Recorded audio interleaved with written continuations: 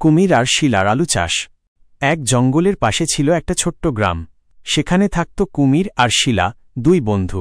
কুমির ছিল একটু অলস আর শিলা ছিল বেশ চালাক আর পরিশ্রমী। একদিন শিলা বলল, চল কুমির, আমরা আলু চাষ করি, জমি তো আছে। কুমির বলল, ভালই বলেছ, কিন্তু কাজটা কঠিন হবে না তো? শিলা হেসে বলল, কাজ করলেই ফল মিলবে। তুমি ওপরের দিকের কাজ করো, আমি নিচের দিকটা দেখব। তারা দুজন মিলে মাঠে গিয়ে আলুর বীজ বপন করল।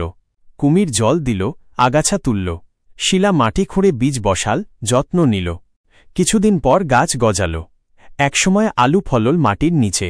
শিলা বলল, চল, এখন তুলতে যাই।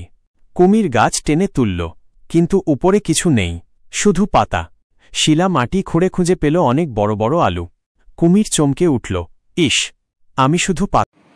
কুমির শিলার থেকে আলুটা চুরি করে নিয়ে চলে আসলো। তারপর সে সেটা দিয়ে ছোট্ট একটা কার্টুনের মতন একটা পুতুল বানালো। তারপর সে সেটা নিয়ে অনেক মজা করতে লাগলো, অনেক হাসতে লাগলো।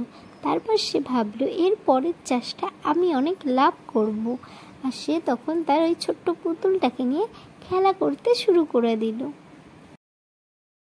শিলার আখ চাষ। একদা কুমির আর শিলা খুব ভালো বন্ধু ছিল। তারা ঠিক করল আখ চাষ করবে। শিলা মাটি খুঁড়ে বীজ লাগানোর দায়িত্ব নিল, আর কুমির পানি দেওয়া ও আগাছা পরিষ্কার করার কাজটা পেল। একসাথে কাজ করে তারা সফলভাবে আখ ফলাল, কিন্তু ফসল ভাগের সময় শুরু হল গোলমাল। দুজনেই নিজেদের বেশি পরিশ্রমী দাবি করে বেশি ভাগ চাইতে লাগল।